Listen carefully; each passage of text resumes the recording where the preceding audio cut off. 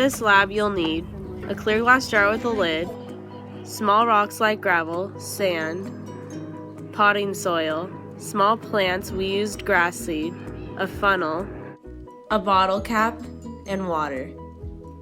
For this procedure, you will start off by adding the gravel. After that, add sand. Then add your soil. Next, add the seeds.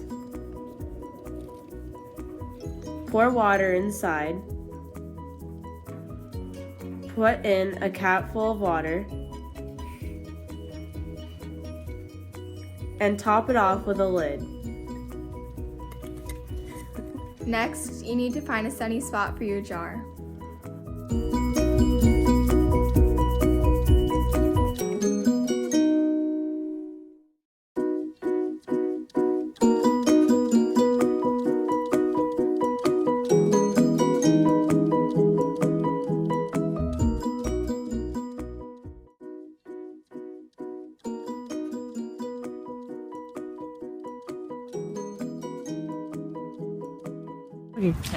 On the first day, small water droplets condensed, and on the second day, the small water droplets were only a little bigger than on day one.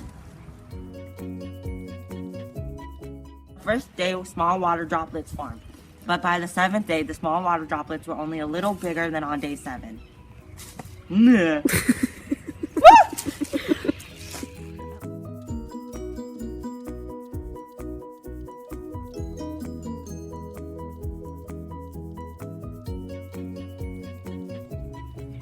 The hypothesis is when the water is in warm air, it will evaporate and go through the water cycle. But when it's in cold air, it will condense and turn into a different state of matter.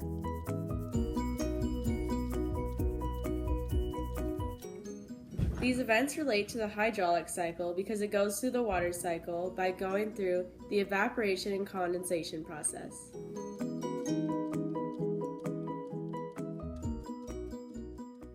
The 4 reservoirs in the water cycle are snow and ice, groundwater, the atmosphere, and the ocean.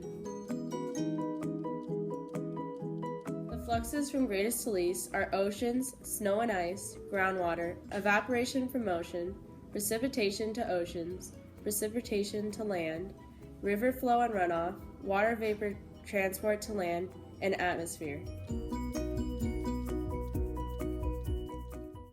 1,386,785,000 cubic kilometers.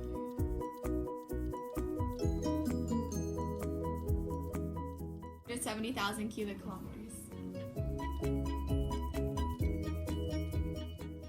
Because of precipitation, 496,000 cubic kilometers return to the surface.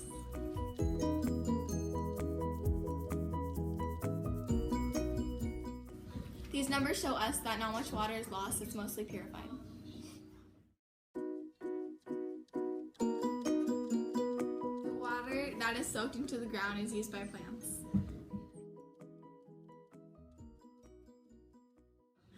The water cycle always provides a supply of useful fresh water because we can steam it to purify it.